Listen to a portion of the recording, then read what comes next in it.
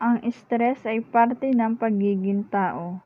Darating sa punto na lahat ay nakakaranas nito. Marahil marami sa atin ay pinagsasawalang-bahala lamang ito. Ngunit ayon sa mga eksperto, kapag ang stress ay lumala at napabayaan ay maaaring makasama sa atin. Ano nga ba ang stress? Ang stress ay isang reaksyon ng ating katawan sa mga pagsubok.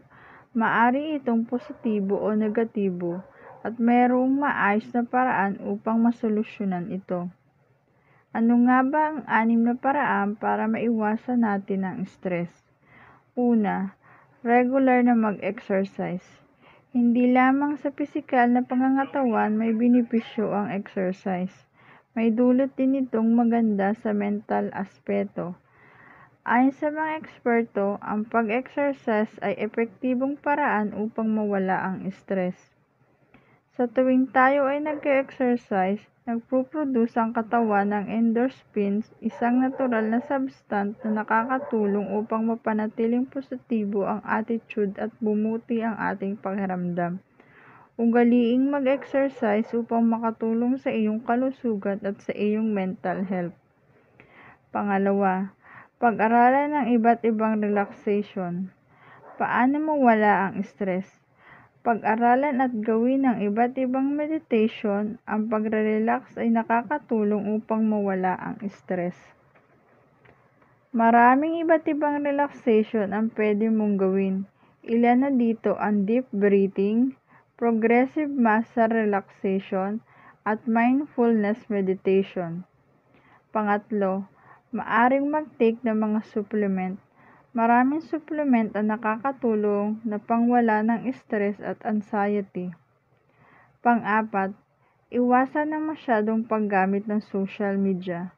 Ang pagbabad sa social media ay maaring maging sanhi ng stress. Hindi lamang dahil sa mga nakikita natin dito, kundi dahil ang oras na ginugugol sa paggamit nito ay nakakabawas sa oras para sa ating pamilya. Panlima, iwasan ang pagkain ng nagtataglay na caffeine. Ang caffeine ay matatagpuan sa kape, tea, chocolate at energy drinks. Ang sobrang pagkonsumo nito ay nagdudulot ng stress. Kung hindi maiiwasan, subukang i-take ito sa tamang moderasyon. Pang-anim, mag-set ng makatotohanang goals o expectation. Ayos lang na hindi magtagumpay sa lahat ng pagkakataon. Tandaan na may bago tayong kayang kontrolin at hindi kayang kontrolin. Ituon ng walang atensyon sa mga realistic na bagay. Maraming salamat po sa panonood nyo. Kung nagustuhan nyo po ang ating topic ngayon, ano pang iniintay nyo? Mag-like and share na po kayo at huwag kalimutang i-click ang notification bells para laging updated sa mga upcoming video ko pong i-upload. Thank you for watching. Bye!